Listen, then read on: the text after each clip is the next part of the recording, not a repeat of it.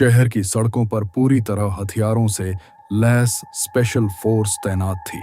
सड़कों पर हथियारों की भीड़ नहीं थी, बल्कि खून की प्यास में पागल खतरनाक ज़ॉम्बियों की भीड़ थी। कुछ ही सेकंड में बैरिकेड्स गिर गए और ज़ॉम्बी पुलिस के सामने आ गए। टकराने या फायरिंग बढ़ाने की बजाय पुलिस ने उन्हें रोकने की कोशिश की और यही गलती उन पर भारी पड़ गई। देखते ही देखते हालात बेकाबू हो गए और ज़ॉम्बियों की संख्या हजारों से बढ़कर लाखों में पहुंच गई। कोई समझ नहीं पाया कि ये लोग चंद घंटों में इस खौफनाक कहानी की शुरुआत एक दिन पहले हुई थी, जब एक लैब के दौरान हंजू को लैब के कोने से एक अजीब सी आवाज सुनाई दी। आवाज सुनते ही वह तुरंत एक पिंजरे के पास पहुंची, जहां अंदर उसे एक छोटा सा सफेद चूहा दिखाई दिया। जैसे ही उसने हाथ बढ़ाकर उसे छुआ, तभी अचानक चूहे ने उसे काट लिया। तभी साइंस और बायोलॉजी का टीचर वहां आ गया। उसे देखकर हंजू घबराते हुए तुरंत बाहर निकलने लगी, लेकिन टीचर ने जैसे ही चूहे को देखा, उसका चेहरा एकदम बदल गया। उसने हंजू को पीछे से पकड़कर वापस लैब में खींच लिया और क्लिप और रस्सी से उसके हाथ पैर बांध दिए। फिर उसे जबरदस्ती एक इंजेक्शन दे दिया। टीचर समझ चुका था कि हंजू को बचाना अब नामुमकिन है, क्योंकि उसे काटने वाला चूहा ज़ॉम्बी वायरस से संक्रमित था और उसके पास हंजू को बेहोश करने के अलावा कोई और रास्ता नहीं था। जैसे ही हंजू बेहोश हुई, वह उसे छोड़कर बाहर निकल गया, लेकिन अगले ही पल उसका शरीर बुरी तरह कांपने लगा। कुछ देर बाद वह लड़खड़ाते हुए वापस अपनी क्लास में पहुंची। बच्चों ने जैसे ही उसे देखा, वे पूरी तरह घबरा गए। हंजू ने आवाज में पूरी बात बता दी। उसके बाद उसे उठाकर तुरंत मेडिकल रूम ले जाया गया, लेकिन हंजू बेकाबू होने लगी। वह लगभग अपने शरीर पर से नियंत्रण खोने वाली थी। तभी अचानक मेडिकल टीम वहां पहुंच गई। वहां डॉक्टर ने तुरंत उसका टेम्परेचर नापा, जो 29 डिग्री था। डॉक्टर ने तुरंत उसे कंबल ओढ़ाने को कहा, लेकिन हंजू ने कहा कि उसे बहुत गर्मी लग रही है। तभी उसकी आंखें काली होने लगीं और वह धीरे धीरे अपने आप पर से नियंत्रण खोने लगी। अचानक उसके पास खड़ी एक औरत पर उसने हमला कर दिया। कुछ ही देर बाद हंजू को एम्बुलेंस के जरिए शहर के अस्पताल ले जाया गया। हंजू को अस्पताल भेज दिया गया। उधर हंजू के काटने से घायल हुए डॉक्टर के शरीर में भी अजीब बदलाव शुरू हो गए। काटे गए हाथ में तेजी से सूजन फैलने लगी और उसे धीरे धीरे सब कुछ धुंधला दिखाई देने लगा। जैसे ही उसने आईने में खुद को देखा, तो उसकी आंखें पूरी तरह लाल हो चुकी थीं। अगले ही पल उसका शरीर बुरी तरह कांपने लगा और वह धीरे धीरे संक्रमित होना शुरू हो गया। अचानक मेडिकल रूम के पास से गुजर रहे कुछ स्टूडेंट्स ने उसे देख लिया। उसे अजीब तरीके से व्यवहार करते हुए देखकर वे घबरा गए, लेकिन तब तक डॉक्टर पूरी तरह ज़ॉम्बी में बदल चुका था। अचानक भयानक आवाज सुनते ही वह दरवाजे की तरफ दौड़ा और बाहर निकल आया। सभी कुछ समझ पाते, उससे पहले ही वह डॉक्टर अचानक उठकर सीधे एक स्टूडेंट पर झपट पड़ा। सामने का नजारा देखकर दूसरा स्टूडेंट घबरा गया और डॉक्टर को खींचकर दूर करने लगा, लेकिन उसे बचाने की कोशिश में वह खुद ही अगला शिकार बन गया। यह देखकर बाकी स्टूडेंट डर के मारे जान बचाकर भागने लगे, लेकिन जिस स्टूडेंट को अभी काटा गया था, वह अचानक जमीन पर गिर पड़ा और कुछ ही देर में शांत हो गया। लेकिन थोड़ी ही देर बाद वह फिर से उठ खड़ा हुआ। अब वह भी एक भयानक ज़ॉम्बी में बदल चुका था।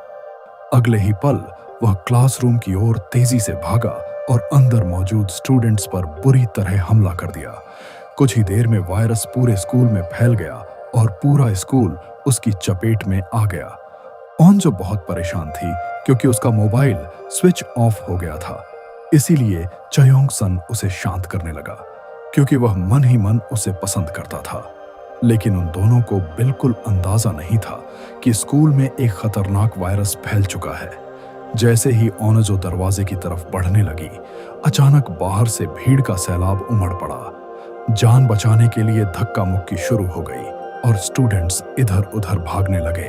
थोड़ी देर में पूरा माहौल पूरी तरह जाम हो गया। तभी अचानक गोली चलने की आवाज आई और कांच टूट गया। लोग इधर उधर गिरने लगे। उसी दौरान ओंजो ने देखा कि उसके दो दोस्त अब ज़ॉम्बी बन चुके हैं और लोगों पर हमला कर रहे हैं।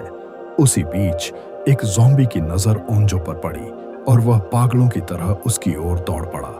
डर के मारे ओंजो खड़ी रह गई और अगले ही पल ज़ॉम्बी उसके बिल्कुल करीब पहुंच गया।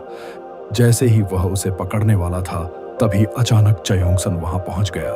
उसने बिना देर किए उसे धक्का दे दिया, लेकिन तब तक वायरस पूरी तरह फैल चुका था। हर सेकंड कोई न कोई ज़ॉम्बी बनता जा रहा था। चयोंगसन ने हिम्मत दिखाई और ओंजो को लेकर वह ज़ॉम्बियों से बचते हुए रास्ता बनाता हुआ आखिरकार एक खिड़की से बाहर निकलने में कामयाब हो गया। लेकिन बाहर भी हालात खराब थे और छिपने की कोई जगह नहीं बची थी। तभी अचानक सामने से एक बेकाबू ट्रक उनकी तरफ तेजी से आता हुआ दिखाई दिया। टक्कर से कई ज़ॉम्बी वहीं गिर पड़े। इसी मौके का फायदा उठाकर चयोंगसन ने ओंजो का हाथ पकड़ा और ट्रक पर चढ़ गया। उसके बाद दोनों ने दूसरी मंजिल तक पहुंचने का रास्ता बना लिया। खिड़की के रास्ते अंदर घुसे, लेकिन अंदर का नजारा देखकर उनके होश उड़ गए, क्योंकि यहाँ ज़ॉम्बी और भी ज्यादा थे। सोचने का वक्त नहीं था, इसीलिए वे तुरंत आगे बढ़े, लेकिन वहां भी ज़ॉम्बियों ने उनका रास्ता रोक लिया।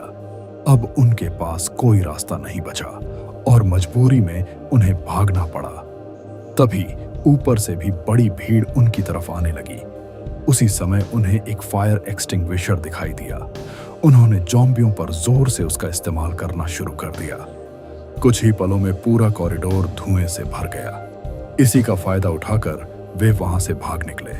भागते भागते उन्हें एक क्लासरूम मिला। वहां कुछ लोग पहले से मौजूद थे, इसीलिए वे दोनों भी उसी क्लासरूम में घुस गए। अंदर मौजूद सभी उनके दोस्त थे। उन्हें देखकर थोड़ी राहत मिली, लेकिन जैसे ही वे बाहर झांकने लगे, तभी अचानक खिड़की पर एक हाथ दिखाई दिया। दरअसल वह उनका दोस्त सियोक था। उसके साथ नामरा भी वहां पहुंच गई थी। सब घबरा गए। ओंजो ने तुरंत उसे बाहर जाने को कहा, लेकिन टीचर ने उसकी बात मानने से इनकार कर दिया, बल्कि वह और जोर से चिल्लाने लगा। इसी बीच उसकी नाक से खून बहने लगा और कुछ ही सेकंड में वह जमीन पर गिर पड़ा। अचानक उसका शरीर बुरी तरह कांपने लगा और कुछ ही पलों में वह ज़ॉम्बी में बदलकर पास खड़ी एक लड़की पर झपट पड़ा। हालात बिगड़ते देख मोटा तुरंत आगे आया और उसने टीचर को खींचकर एक तरफ करने की कोशिश की, लेकिन उसका कोई खास असर नहीं पड़ा।